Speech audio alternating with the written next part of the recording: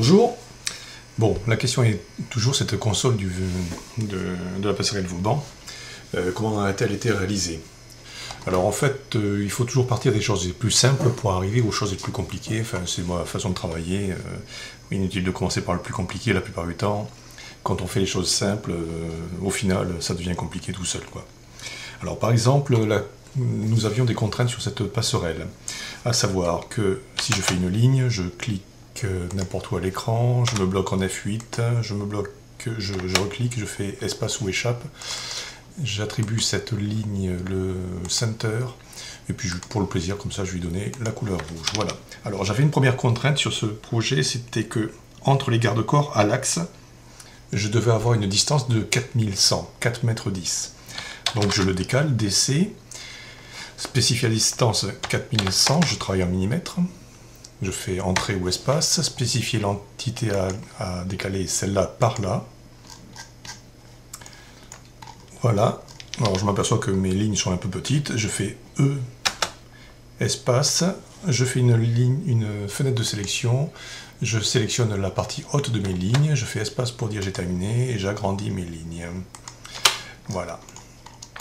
Et puis j'aime pas voir mes traits d'axe si petits, donc je vais jouer sur les propriétés de cette ligne d'axe au niveau de l'échelle. Alors l'échelle ça doit être ça, je vais mettre 10, ça devrait suffire, voilà. Bien, première contrainte, l'écartement entre les garde-corps. Les garde-corps, c'est au final, le calcul a démontré qu'il fallait des tubes de 88,9, enfin 88 mm,9. C'est les tubes standards, mais c'est quand même assez gros. Alors, je vais faire un rectangle, RC, n'importe où par là, de ce n'importe où par là, arroba, donc 88. Alors je vous encourage toujours à lire votre ligne de commande ici, hein. Je l'ai remise en bas, mais faites attention à ce qui se passe ici. 88,9, virgule, parce que je vais maintenant donner la hauteur, alors là je vais pas m'embêter, je vais dire 1000, pour faire 1 mètre de hauteur. J'ai terminé, donc espace, échappe, pardon, DP, espace, je sélectionne, espace, je prends le milieu, je le mets à l'extrémité. Je le déplace, DP, voilà. Je vais faire un petit zigouigoui histoire de se faire plaisir, donc je vais prendre dessin, spline, je clique par là, je me débloque l'orthonomie avec F8, je fais un petit truc, machin truc comme ça, entrée, deux fois. Je vais dire que je vais ajuster, AJ, je prends cette ligne comme limite d'ajustement, je fais espace pour dire j'ai terminé, je clique là-dessus pour le virer. Voilà. C'est juste pour voir ce que l'encombrement de mes poteaux de garde-corps. Alors tant que j'y suis, CTRL Maj C,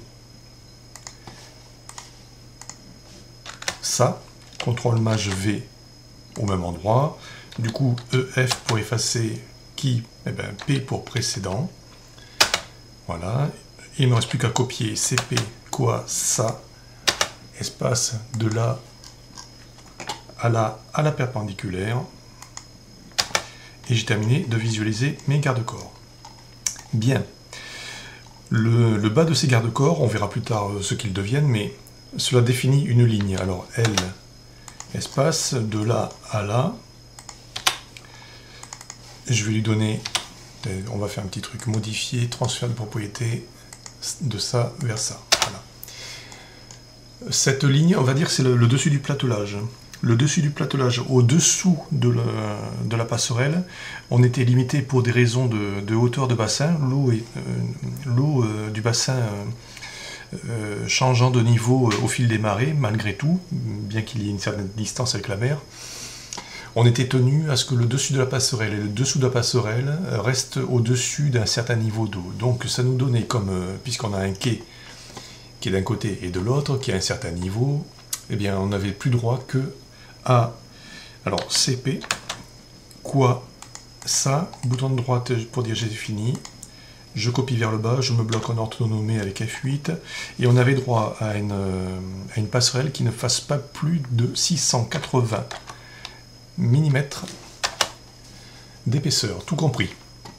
Alors inutile de vous dire que c'est pas grand chose. Donc, on va dessiner le plus simple, le platelage. RC, espace, spécifier point de départ, n'importe où par là. Je sais que le platelage, j'avais des lames de bois d'une épaisseur de 45 mm et d'une longueur de 3,90 m, donc 3900. Donc, de ce n'importe où j'ai débuté mon rectangle, arroba donc, 3900 pour les X, virgule 45 pour les Y. Je déplace DP, espace, quoi, ça, espace ou bouton de droite, je prends le milieu et je le pose sur le milieu de là. Tant que j'y suis, je lui donne une petite couleur, ça fait toujours plaisir. Alors on va lui donner un petit marron, histoire de vérifier que c'est du bois. Bien, cette ligne, maintenant j'en ai plus besoin vraiment, je la sors. Il me reste cette distance.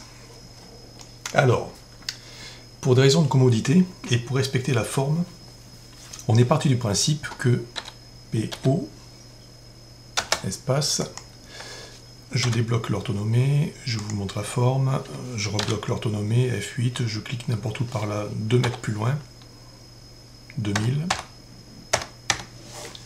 et je redonne une petite forme, c'est juste pour vous montrer. On a été parti du principe que la tôle, une fois développée entièrement, ne devait pas faire plus de 2 mètres. La tôle du dessous. Pourquoi? Parce que c'est une tôle de 2 mètres, c'est une longueur qui est facile à obtenir.